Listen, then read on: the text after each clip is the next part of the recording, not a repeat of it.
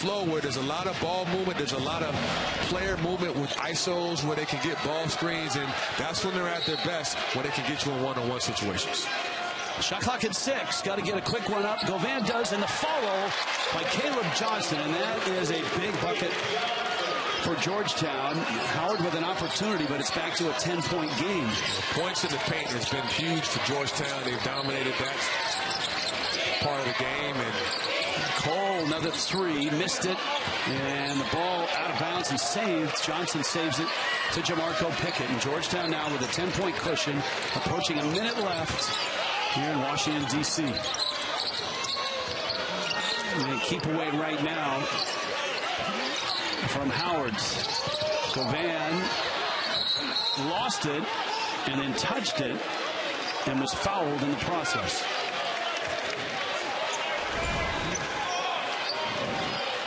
You know, look, if you're Howard University, one thing that they've accomplished here, aside from getting within 10, Kevin Nickelberry and his staff talked about one of the difficulties in a game like this where you're down by 20 is continuing to run your stuff, continuing to trust your process and do what you do as a basketball team rather than say, hey, we're down 20, we're going to throw up a bunch of wild shots. And to their credit, they stayed with their stuff, and it brought them back. Yeah, and especially encouraging is the fact that they're doing it with youth. And, you know, they're a little shorthanded. You know, their center is out, Tyler Williams, as we talked about earlier. They don't have their full team together, but they're still competing. And I think this is going to bode well for them once they get ready for MEAC play in a few weeks. Jesse Govan, another enormous night here tonight.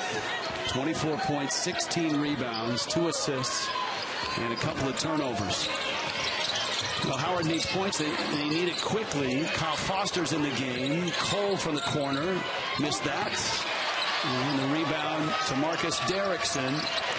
And Cole with the reach with 40 seconds left. So Georgetown 79-67 in a really weird game, which had blowout feel to it for the first 30 minutes, and then all of a sudden Howard came roaring back. And they didn't come roaring back against Georgetown's bench.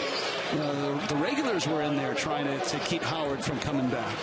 Yeah, you know, there's a lot of different ways you can win and learn from your team. And for Georgetown, they're learning that, hey, when we go against zone, that we can't just be a team that just pounds it down low.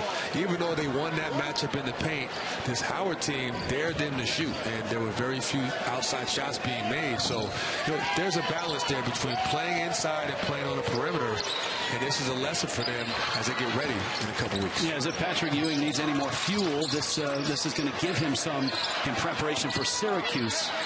There's Foster, who misses a long 3, and the Hoyas have the game, but it wasn't easy. It was a struggle down the stretch.